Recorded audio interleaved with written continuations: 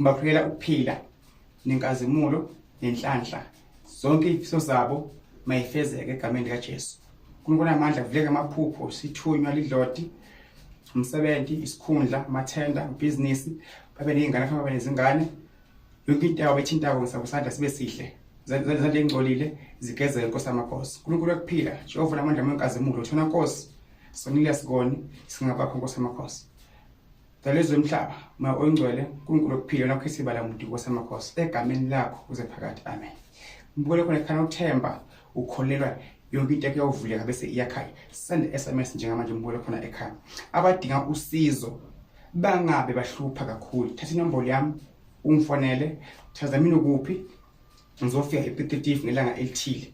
Ngizofika ngihlole bese ngiyalashwa. Mhlawumbe ufuneka emanzini, ufike empophomeni, siphamisele isithunyu, ufuna uzogezwa, ufuna uzofuthwa, ufuna ngilungise ikhaya lakho, ngilungise nawe into zakho zihlangane kuwe mbukele khona ekhaya. Lele kuphi zadleni zakho.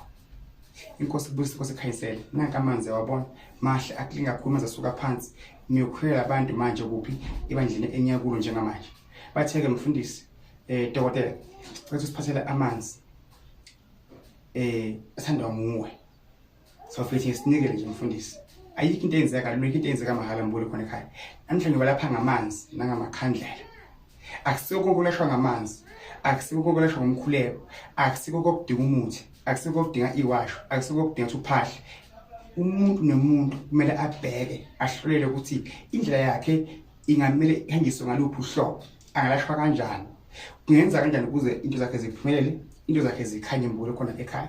Nanka amanzi mbukele khona ekhaya. Noma ubuya ekhaya mbukele khona ekhaya asho nje ukuthi manzi clean, awafani wempompa, awafani nemvula, manzi aphuma phansi esalwini. Anzima kakhulu amanzi mbukele khona ekhaya. Even wabuka manje kukhona ukukhanya kwaphezulu impilo yakho. Themba bese uyakholelwa. Ngikubuka nje vele uthembe. Inkosi ibusise.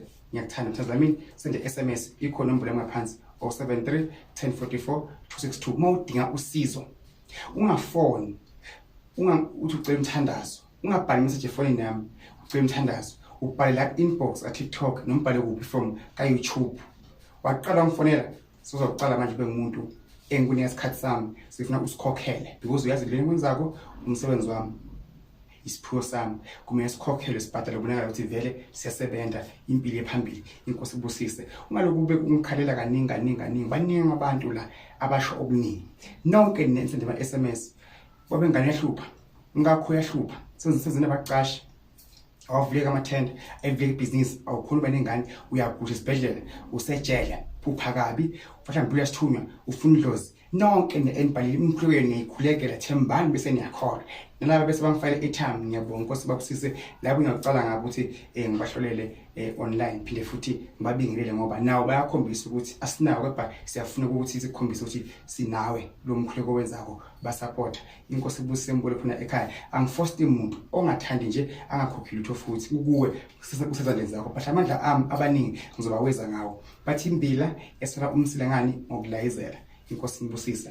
Namhlanje ke ngibe ngisekhaya ngizalwa khona straight ekhaya mbukele khona ekhaya ngiyohlola ngoba ekhaya kusekhaya. Uma ungahlole mathuna sekhaya kini, ungahlole ekhaya kini yokushaya